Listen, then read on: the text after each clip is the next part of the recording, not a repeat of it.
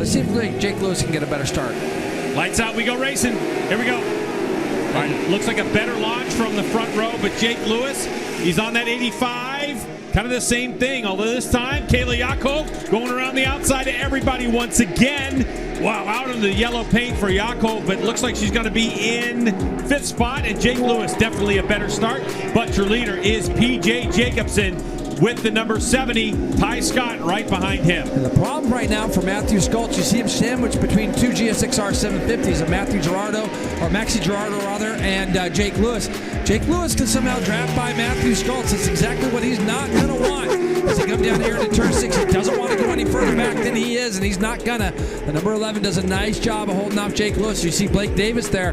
He's got to have to do something surprising. Let's see if he does it. He does. So there goes Skoltz up the inside on the 161. So critical movement for Matthew Skoltz, and it looks like Jake Lewis might try to go around the outside inside move. So now Lewis goes right with Matthew Skoltz, and keep in mind, Lewis said at the top of the show to Hannah, visiting them on the last lap. If he's not there by the end of this one, I'll be surprised. Matthew Skoltz with a 28.1 to 28.9s in front of him, so he just trimmed off 1.4 seconds in those last 2 laps.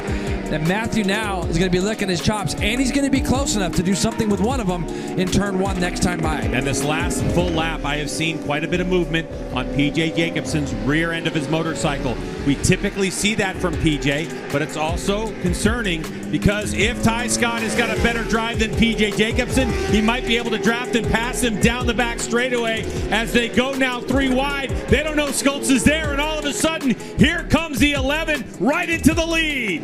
Ty Scott doing whatever he did there by motioning to PJ actually worked in Matthew's benefit, and he has literally closed a 2-second gap in the last 2.5 laps, Greg. So credit to Matthew Skoltz here with just running a long time. He's going to be putting that bike in places that he knows it's going to be very difficult for Ty Scott to do anything. And you almost got to think, as bad as Ty wants to win, a podium here for that M4 bike would be a nice thing. Matthew's just got to keep it nice and tight and tidy through this big long right, which is exactly what he's done. Put that R6 in the right spot. He looks like he's pretty good here. From far back, what a performance from the South African. Matthew Skoltz to the line, takes a checkered flag to win and maximum points in this championship, and gets back 5 points of the 15 he's lost over the last 3 races to open it up again, and he is pumped. Jake Lewis ends up 3rd, P.J. Jacobson 4th, and Maxi Girardo, boy, closed up 3 seconds on P.J. Jacobson there at the end.